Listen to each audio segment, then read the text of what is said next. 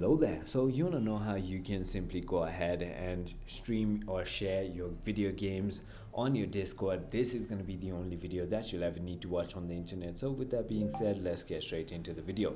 So first things first, you need to be joined in a server. So simply go ahead and head into the server and then join a voice channel. So once you've joined a voice channel, all you need to really do is simply go ahead and click on this share your screen button.